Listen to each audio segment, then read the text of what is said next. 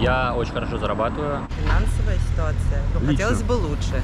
Лично. В прошлом году было лучше. Да. Есть рабочий опыт, конечно, в финансовом плане она улучшается. Копить нужно в наше время постоянно. Чтобы была подушка. Здесь, конкретно в Москве, есть возможности развиваться в своем деле и зарабатывать. Время очень сложное, непредсказуемое. Честно говоря, немножко цены смущают.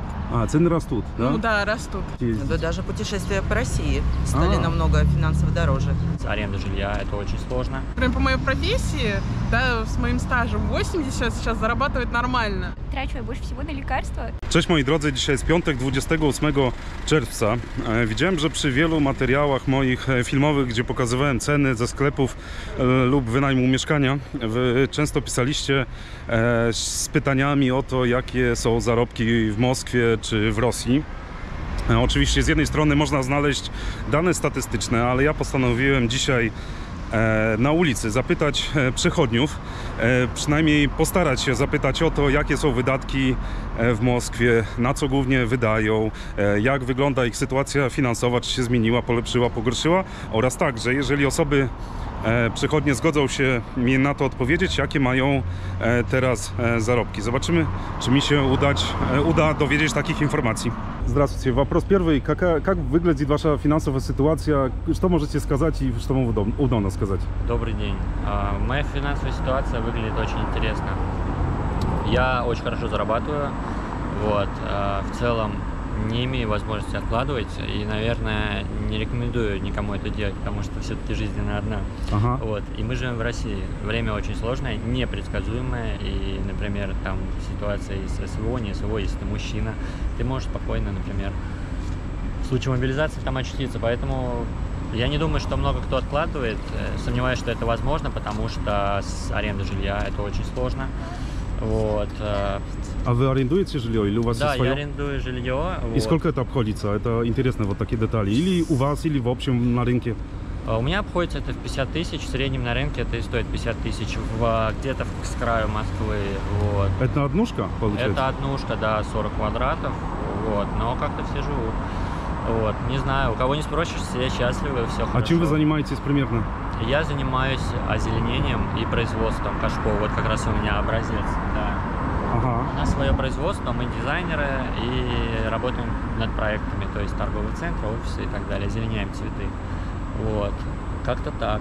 А если спросить более подробно, хорошо зарабатывает это от 100 тысяч, от 200 тысяч, как вы сказали с самого начала, вы хорошо зарабатываете? Да, ну я зарабатываю где-то 3,5-4 тысячи долларов в среднем стабильно, вот, и это зависит от проектов, то есть если еще какой-то крупный проект, я зарабатываю больше, вот, и в целом мои коллеги тоже хорошо зарабатывают, мы все... В этой индустрии, да? Да, можно не так? в этой индустрии, именно нашей компании. А, вашей вот. компании просто? Да, да.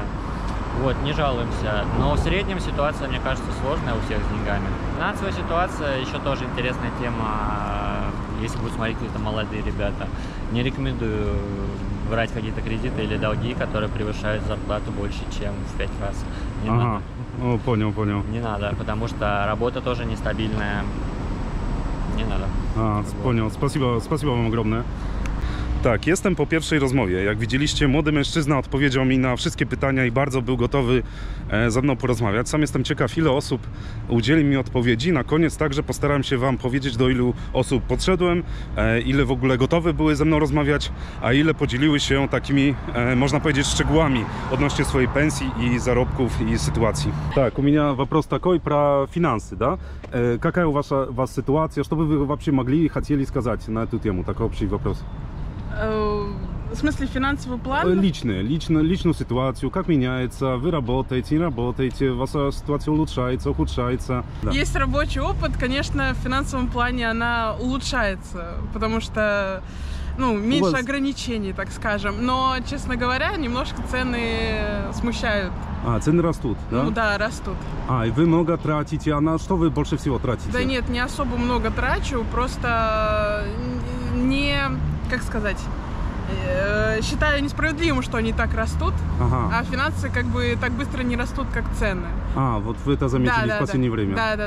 Да. А у вас есть какие-то планы, у вас откладывать, или у вас кредиты, если вот примерно? Есть планы купить квартиру, но ждем, пока упадет процентная ставка, потому что сейчас нереально, сейчас, ну, например, по моей профессии, да, с моим стажем 80 сейчас зарабатывать нормально, а ставка по кредиту предполагает, что я буду платить 90. Больше, чем вообще заработная плата, да? Да. Да. Понял.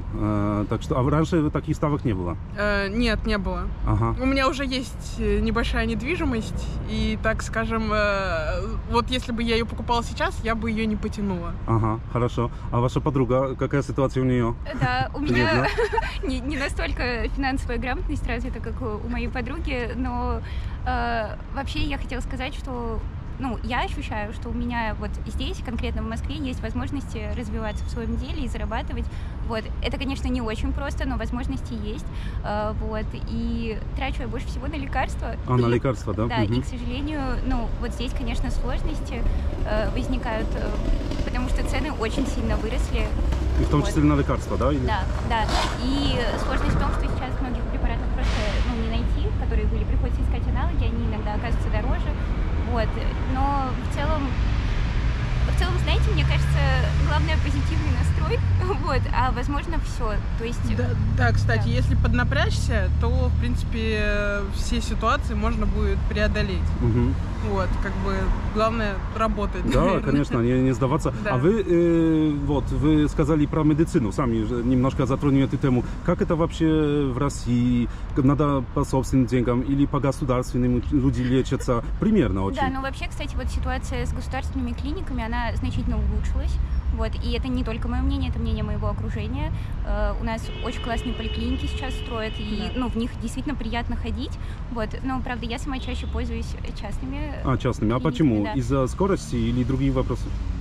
Скорее из-за скорости. То есть я могу с проблемой прийти здесь и сейчас и получить решение здесь и сейчас. Вот. А в государственных остается, конечно, вот этот момент ожидания, и у тебя просто не всегда есть время, к сожалению, ждать. Понял. Да, это, наверное, единственный минус. То, что вот иногда ожидание долго приходится ждать. А так, да, я полностью согласна с тем, что медицина на высоте. И плюс ко всему она бесплатная. Просто у меня было послековидное осложнение, и я ничего не заплатила за то, что меня, можно сказать, вылечили. Хотя, мне кажется, в других странах, у меня есть опыт поездок в другие страны, там бы с меня стрясли кругленькую такую сумму за вот эти медицинские счета. Понял. Можно я еще добавлю? Конечно. Мне очень хочется сказать, что наша страна, мне кажется, изо всех сил пытается адаптироваться к сложившейся ситуации, и, в целом, хочется ее в этом поддержать просто. Да. Понял. То есть, вот все препятствия, которые существуют, повышение цен и так далее, оно несущественно по сравнению с тем, что наша страна, в принципе, делает.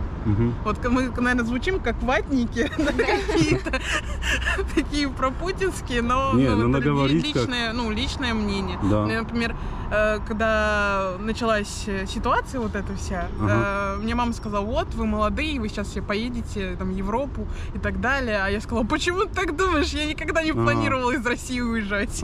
Понял. Вот, поэтому, у меня даже, правда, не было никаких мыслей уезжать из России, даже когда эта ситуация началась. Я подумала: так, ладно, будет что будем, посмотрим, будем действовать по ситуации. Хорошо, понятно. Заканчиваем. Спасибо вам. Вопрос про вашу финансовую ситуацию, как вы себя ощущаете, как это меняется, что вы вообще хотели бы и могли поделиться, сказать? Финансовая ситуация. Хотелось бы лучше. Лично. В прошлом году было лучше, в этом хуже. А поменялось из-за вашей работы или из-за других каких-то... Наверное, из-за внешних ситуаций. Внешних, так общеэкономических, так можно сказать? Думаю, да. И вы, а у вас есть какие-то планы, что-то купить, откладывать, собираете, копите? Планы есть, конечно. А можете поделиться? Если вам удобно. Примерно. Копить нужно в наше время постоянно. Чтобы была подушка финансовая. Чтобы была подушка финансовая. Да. А сколько, думаете, хорошая подушка? Так, чтобы примерно... У всех по-разному. У вас это разный уровень жизни. Не знаю, 1 миллион, 2 миллиона или 500 тысяч примерно. Я думаю, 1 миллион, наверное. 1 миллион, чтобы уже так спокойно было. Да, чтобы спокойно было. Но это нижняя такая граница, 1 миллион. Чем больше, тем лучше, конечно. А у вас семья, и вы сами зарабатываете или есть какие-то другие источники? Я и супруг. Я и супруг. Вы и супруг. У вас есть дети? Нет. И вы в такой ситуации, на что, если удобно сказать, вам большие траты идут? На еду, на жилье, очень общее. последнее время на продукты и на... Так, сейчас. Ну, на путешествия, наверное. На путешествия. Да. А куда вы ездили, собирались ездить? Да даже путешествия по России стали намного финансово дороже. Те же билеты, бензины и все остальное. Если на машине, то бензин дороже стал намного. А если, ну и, соответственно, билеты. Ага, а раньше вы за рубеж больше путешествовали, а сейчас более по России или как? Вот тут я бы не сказала. Мы и раньше путешествовали по России, и сейчас путешествуем по России.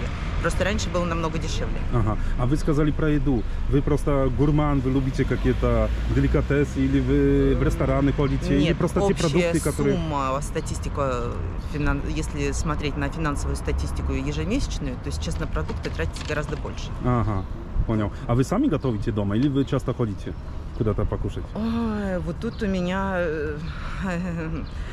Последнее время больше готовая продукcja, a раньше больше готовила. Aha, poнял. Spasibo wam ogromne. Tak, dzisiejszy odcinek będzie krótki, ponieważ muszę zabierać się do domu. Nagrałem 3 wywiady.